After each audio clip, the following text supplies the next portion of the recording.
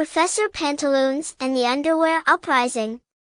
It was in the quirky town of Shortsville, something strange was happening.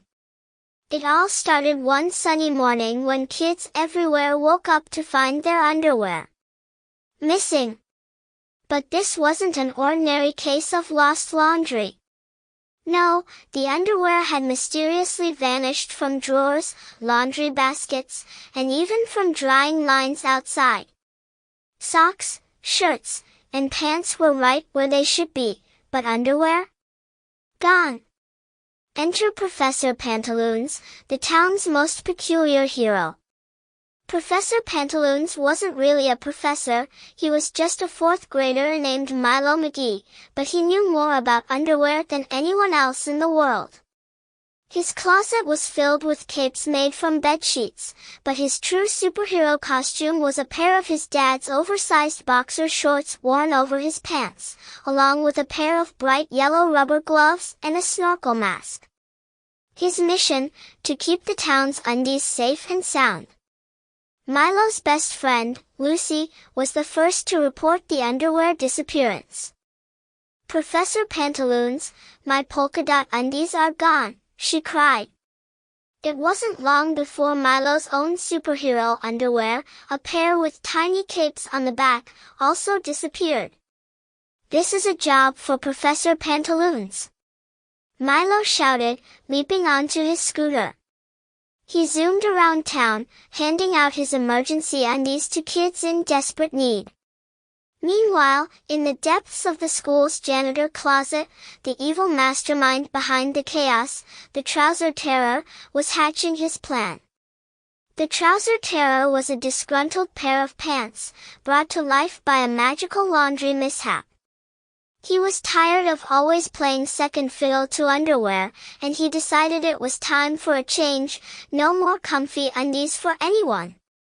Professor Pantaloons followed the clues, which led him to the school playground where he saw the most bizarre sight, hundreds of pairs of underwear marching in a straight line towards the janitor's closet.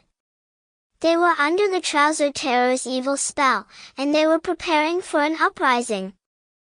Milo took a deep breath, adjusted his snorkel mask, and raced to the scene with Lucy at his side.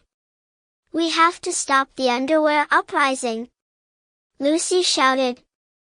"I know," Professor Pantaloons replied, "but I didn't bring enough laundry detergent to fight them all." Thinking quickly, Lucy pulled out her bubble gum, super sticky and stretchy. "If we can distract them, maybe we can break the spell," she said. Professor Pantaloons nodded. "I have just the thing," he grinned, pulling out his secret weapon, the super shrinky spray, a special concoction he'd made from his mom's fabric softener and a bottle of lemonade. With a battle cry of, "Unhand those undies!" Professor Pantaloons charged forward, spraying the super shrinky spray. The enchanted underwear began to wobble and shrink, losing their will to rebel. Meanwhile, Lucy blew a huge bubble and used it to catch the sneaky Trouser Terror. He was no match for bubble gum and a brave fourth grader. As the spell broke, the underwear stopped in their tracks and collapsed in a pile, safe and back to their regular, non-rebellious selves. The Trouser Terror struggled in his bubble gum prison but eventually surrendered, agreeing to return to his quiet life as a boring pair of pants. The next day, the town held a grand parade to celebrate Professor Pantaloons. Everyone showed up wearing their most outrageous underwear over their clothes, just like Milo. They cheered as he rode by on his scooter, cape fluttering in the wind, while Lucy handed out free bubble gum to all. And so, peace returned to Shortsville, with everyone's underwear back in place, where it should be. Professor Pantaloons became the town's greatest hero, and he never missed a chance to remind everyone to keep their undies clean, comfortable, and never under the control of evil pants. The end.